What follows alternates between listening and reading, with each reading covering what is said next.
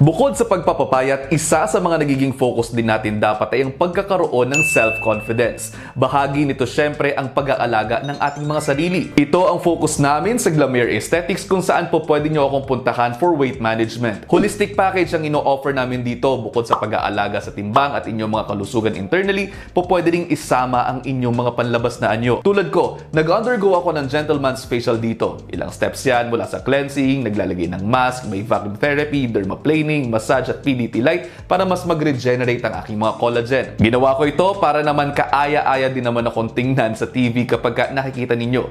Siyempre, hindi naman po biro ang mga nakakasama natin sa trabaho, kaya dapat level up din tayo. Bukod dyan, sinubukan din po natin ang ab shape na mayroong 30 minutes of treatment, almost equivalent of doing 20,000 sit-ups para mas makatulong sa pag-build up ng muscle at pag-burn ng fat. Siyempre, lahat ng to kasama ng tamang exercise at diet therapy. Kaya kung kayo po ay nasa Metro Manila at gusto ninyong kumonsulta, huwag mag-atubiling magpa-appointment sa Glamere Aesthetics, po pwede sa Pasig, sa BGC o sa Tibog. Ilalagay ko yung number sa screen at sa comment section. Meron din nga pala dito mga drips na inire-recommend sa inyo ng inyong mga doktor kung naaangkop ang mga ito sa inyo. May mga kasama din ako dito mga cosmetic surgeons na trained to do all of these aesthetic procedures. O paano? Ayan ha, lumapit na po ako sa inyong mga nasa Metro Manila. Sana naman ay magkita-kita tayo dyan. Ingat!